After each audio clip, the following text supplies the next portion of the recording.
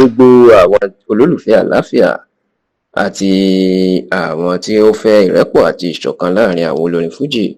ní ohun tó ṣẹlẹ̀ lọ́jọ́ 4 nínú oṣù kejìlá ọdún tá a wà yìí, the 4th of December 2025 ló dùn mọ́ púpọ̀ ló sì wú lórí nígbà tí àwọn olórin fújì tí wọ́n fìfẹ́ bára wọn ṣe tó sì jẹ́ pé níṣe ni gbogbo àwọn tí wọ́n rò pé bóyá àárín wọn ò gún régé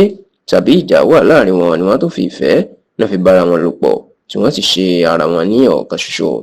Kì í ṣe ìròyìn mọ́ pé gbogbo ìgbà ẹni agboolé fújì ló máa ń gbóná, bó bá tutù díẹ̀ yóò tún gbóná. Ìjà lẹ́nìí ìjà lọ́la ni ló máa ń sábà wáyé láàrin àwọn olórin fújì tó jẹ́ ká ti fẹ́ sọ ọ̀pọ̀ wọn lẹ́nu. Kódà níbi tó lè dé níṣe ni àwọn kan ni wọ́n tiẹ̀ máa ń fi àwọn olórin fújì ṣẹlẹ́yà tí wọ́n máa ń pè wọ́n ní Fuji House of Commotion, ìyẹn ilé fújì tó kún fún wàhálà àti ìyọnu.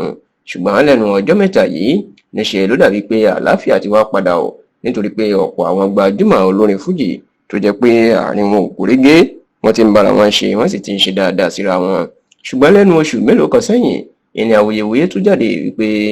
àárín ọba fújì ìyún máyégún gbogbo ilẹ̀ Yorùbá tó ti jẹ́ olórí ọmọọba kílẹ̀ ilẹ̀ Ìjẹ̀bú Alhaji Wasiu Ayinde Ọmọgbọ́láhàn Anífowóṣe Marshal, ẹni tí ó gba ayé mọ̀ sí K1 the Ultimate, àti àárín ọba orin ìyún Alhaji Saheed Akorede Okunola, ẹni tí ó gba ayé mọ̀ sí Saheed Òṣùpá, tí wọ́n láàrin wọn ò gún régé. Bẹ́ẹ̀ náà tún ní àárín gbajúmọ̀ olórin fújì ìlú Ìbàdàn ní ìpínlẹ̀ Ọ̀yọ́ ní Alhaji Táyé Àkàndé Adébísí, tí ó gba ayé mọ̀ sí Táyé Currency, páàrin wọn àti Saheed Òṣùpá náà kò gún régé, pàápàá nígbà tí àwọn méjèèjì pàdé ní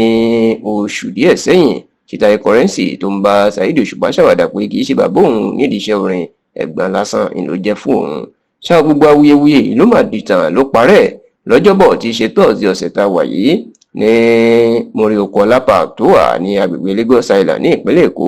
nígbà tí wọ́n ṣayẹyẹ Fuji Opera tí gbogbo àwọn gbajúmọ̀ olórin fújì tí wọ́n ti wá kọrin níbẹ̀. ní Saheed Òṣùpá ni ló ti fi ẹ̀mí ìbọ̀wọ̀ ló fi hàn sí Wasiu Ayinde lásìkò tóun àti Màláìkà ní Alhaji Sule Alao Adékúnlé tí ó gba ìmọ̀ sí Màláìkà tàbí Madiba tàbí Kibla Fuji tá lọ kí Wasiu Ayinde, tí Saheed Òṣùpá sì kàn méjèèjì sókè pé òun gbà fún Wasiu Ayinde gẹ́gẹ́ bí bàbá àti ọ̀gá nídìí iṣẹ́ orin fújì.